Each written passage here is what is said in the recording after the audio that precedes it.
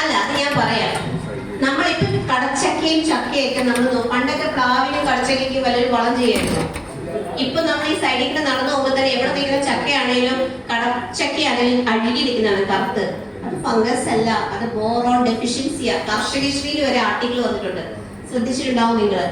Boron ഡെഫിഷ്യൻസിയാ, നമ്മുടെ മണ്ണിലെ ബോറോണിന്റെ അഭാവമാണ്. അതാണ് ഞാൻ പറഞ്ഞേ, കാലം മാറുന്ന കാലാവസ്ഥ മാറുന്നു. പണ്ടൊക്കെ ചക്കയ്ക്കും കടച്ചക്കയ്ക്കും വളരെ ചെയ്തിട്ടുണ്ടോ? ഇപ്പൊ ആ അവസ്ഥയാണ്. യെസ്, ബ്രൗൺ ആയിട്ട് കറുത്തു പോകുമ്പോൾ യെസ് ഓക്കെ, അത് ബോറോൺ ഡെഫിഷ്യൻസിയാ. പക്ഷെ കർഷകർ വിശ്വസിക്കുന്നത് ബോറോണിന്റെ കുറവോ? അതെ, നമ്മുടെ മണ്ണിലെ ബോറോണിന്റെ അഭാവമാണ്. പക്ഷെ നമ്മൾ നോക്കുമ്പോൾ ഇങ്ങനെ ചീഞ്ഞ് നിൽക്കുന്ന പോലെ നിൽക്കുന്നത്, മനസ്സിലായോ? അത് നമ്മുടെ മണ്ണ്, അതാണ് ഞാൻ സ്റ്റാർട്ടിങ്ങിൽ പറഞ്ഞേ, മണ്ണ് മൊത്തത്തിൽ മാറി നമ്മുടെ ന്യൂട്രിയൻസ് എല്ലാം ഡെഫിഷ്യന്റ് ആയി.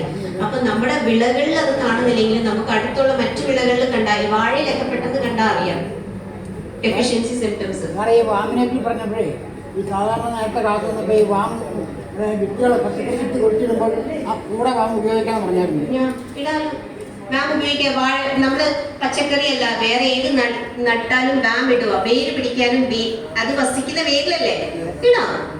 ഈ അയറിനെ പറ്റി അറിയാൻ പറ്റും. അയർ എന്ന് പറഞ്ഞാലും ഒരു സൂക്ഷ്മമൂലക കൂട്ടാണ്. ഇപ്പൊ ഞാൻ മുമ്പേ പറഞ്ഞ ജാതിയുടെ പെപ്പറിന്റെ ഒക്കെ പറഞ്ഞ പോലെ തന്നെ അയാറ് ബനാനയ്ക്കുള്ള ഒരു സൂക്ഷ്മമൂലക കൂട്ടാണ്.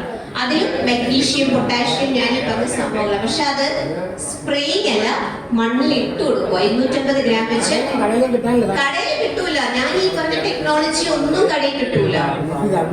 എവിടെ കിട്ടുമെന്ന് പറയില്ല. മാഡത്തിന്റെ ക്ലാസ്സുകൾ കഴിഞ്ഞിട്ട് ഇതെല്ലാം എവിടെ കിട്ടുമെന്ന് ഞാൻ പറഞ്ഞു തരാം. എന്റെ നമ്പറും തന്നിട്ട് പോവാം, മതിയോ? അപ്പൊ ഈ മാഡത്തോട് നിങ്ങൾക്ക് കുറച്ച് കാര്യങ്ങൾ പറഞ്ഞു തരും. അതിനുശേഷം ഞങ്ങൾ രണ്ടുപേരും ഇരിക്കാം. അതിനുശേഷം ലാസ്റ്റ് നമുക്ക് ഡൗട്ട്സ് ക്ലിയർ ചെയ്യാം, മതിയോ? ഇപ്പൊ ഡൗട്ട്സ് ക്ലിയർ ചെയ്താൽ ശരിയാവില്ല. നിങ്ങളെല്ലാം എഴുതി വെച്ചോ. ഓക്കെ, ഞാൻ പോകുന്നില്ല, ഇവിടെ തന്നെ ഉണ്ട്. Thank you.